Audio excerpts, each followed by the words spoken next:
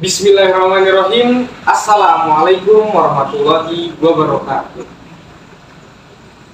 Alhamdulillahillazi bini'amihi tatimmus sholihat wa tahsyurur rahmat wa tahsyurul futuhat wa nufuhat. Summa sholatu wassalamu ala sayyidis sa'adat wa qad qatil qadat nabiyuna Muhammad sallallahu alaihi wasallam. Allahumma sholli wa sallim wa barik alaihi. Allazi qad hamalat minaz zulumati ilan nur wa kadzalika ila siratal mustaqim. Yang pertama-tama dan yang paling utama, marilah kita panjatkan puji serta syukur kita kehadirat Allah Subhanahu wa taala yang telah menciptakan langitnya tanpa tiang, lautan tanpa hamparan dan bumi tanpa mati. Dan tak lupa salawat bertangkaikan salam berbuah kerinduan. Marilah kita aturkan kepada revolusional nomor 1. Tiada lain dan tiada bukan Nabi besar Muhammad sallallahu alaihi wasallam. Allahumma shalli wa sallim wa barik kepada keluarganya, kepada para sahabatnya, kepada para tabi'in dan tabi'at, umumnya kita selaku umat. Perkenalkan kami sebagai delegasi dari kelas 1 KIC. Saya Muhammad Fakhri Zaman sebagai pembicara yang pertama, dan pembicara kedua saya Elsa Fiana, dan pembicara ketiga Saya Wahyu Hidayat yang akan berargumentasi dalam mosi perkembangan teknologi membuat generasi minim literasi. Secara etimologis, akar kata teknologi adalah tek, yang berarti serangkaian prinsip atau metode rasional yang berkaitan dengan pembuatan suatu objek atau kecakapan tertentu atau pengetahuan tentang prinsip-prinsip, metode, dan seni.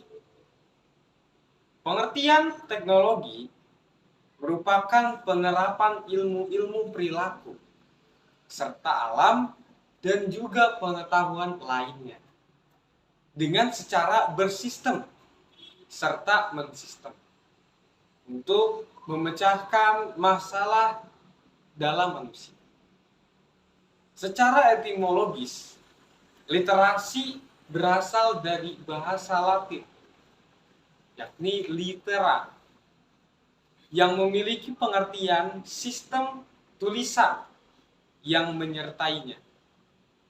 Literasi adalah hak asasi manusia yang fundamental dan fondasi untuk belajar sepanjang hayat. Literasi merupakan istilah umum yang merujuk kepada seperangkat kemampuan dan keterampilan individu dalam membaca, menulis, berbicara, menghitung, dan memecahkan masalah pada dirinya pribadi. Diperlukan dalam kehidupan sehari-hari, sehingga literasi ini tidak bisa dilepas dari kemampuan kebahasaan. Dan arti generasi literasi adalah kegiatan kerelawanan yang menggerakkan anak muda seperti kita memahami isu literasi dan berdampak untuk pemerataan literasi di Indonesia ini. dengan juri yang saya hormati dan teman-teman yang berbahagia semua. Teknologi dalam literasi. Mendikbud mencatat bahwasannya 2,7% orang di Indonesia atau setara dengan 3,7 juta orang di Indonesia itu buta huruf. Namun dalam pencatatan yang lainnya ada 4 kali lipat bahwasanya orang buta huruf di Indonesia sebanyak 4,50%, yang bisa dikatakan 11,5 juta manusia di Indonesia buta huruf. Kita berada pada tingkat 60 di dunia setelah Thailand. Kita menempati nilai literasi baca yang bisa dikatakan cukup baik. Dan ini dikatakan cukup baik dalam artian media sosial, dalam literasi komputer. Menurut Khairil Abdini, dia beranggapan bahwa ada 3 penyebab yang menyebabkan orang Indonesia minim literasi. Yang pertama karena gizi buruk. Pemenuhan gizi yang tidak sesuai dengan standar membuat orang-orang menjadi tidak telaten dalam berakal. Ini menjadi kualitas pendidikan yang kurang baik. Yang kedua, dia beranggapan bahwa infrastruktur pendidikan di Indonesia kurang memadai. Ini juga menjadi salah satu dari 3 anggapan yang menjadikan literasi Indonesia ini kurang memadai. Dan yang terakhir adanya rendah minat baca di Indonesia. Mereka lebih memilih gawai atau teknologi yang berstandar instan daripada mereka membuka buku daripada itu. Perkembangan teknologi. Konsumsi media sosial yang semakin memarak dan berkembang, yaitu sebanyak 91,5% atau 13,1 itu adalah jumlah penurunan daripada pembacaan koran atau pembacaan buku di Indonesia pada tahun 2015 tahun lalu. Nah, memang itu cukup rendah ya teman-teman. Tapi Lukman Solihin beranggapan bahwa dia seorang peneliti Kemendikbud. Dia mengemukakan hal sulit yang menunjukkan akses dari media itu. Yang pertama adalah minat baca di Indonesia. Minat baca di Indonesia itu memenuhi perpustakaan sekolah yang kurang memadai. Padahal di Indonesia, pemerintah sudah memberi anggaran yang lebih untuk perpustakaan mereka menyediakan buku. Tetapi ini masih kurang memadai. Dan juga ada perpustakaan desa yang hanya 30% saja tingkat Indonesia ini di tingkat nasional. Dulu ketika kita ingin mendengarkan lagu-lagu terbaru, lagu-lagu terpopuler, kita harus membeli CD dengan kita berjuang susah payah. Kita men-setel satu jenis lagu itu sudah cukup menurut kita. Sekarang kita tinggal klik, langsung mendapatkan semua yang kita inginkan. 6 dari 10 orang di dunia lebih memilih untuk bersantai-santai menelaah media sosial. Itu artinya 7 sampai 8 jam mereka habiskan untuk tidur dan 40% waktu mereka dihabiskan untuk berselancar di media sosial. Perlu satu buku untuk menjatuhkan cinta kita pada minat baca.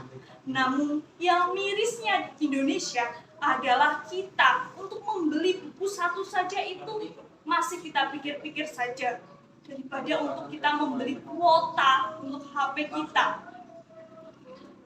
Memangnya seberapa jauh bangsa ini suka membaca? Pada zaman yang bergerak dengan begitu dinamis, anak muda tak cukup hanya posting-posting hal yang manis. Itu yang disampaikan oleh Najwa Shihab pada narasinya di YouTube dia sendiri. Dampak minim literasi bagi anak muda. Perunding, pemaki, mudah diprovokasi. Itu menjadi salah satu penyebab minimnya literasi budaya dalam Indonesia untuk generasi kita. Membaca itu memang keterampilan yang harus kita latih secara maraton. Sebagai kaum milenial, buku menjadi salah satu hal yang menjadi kuno.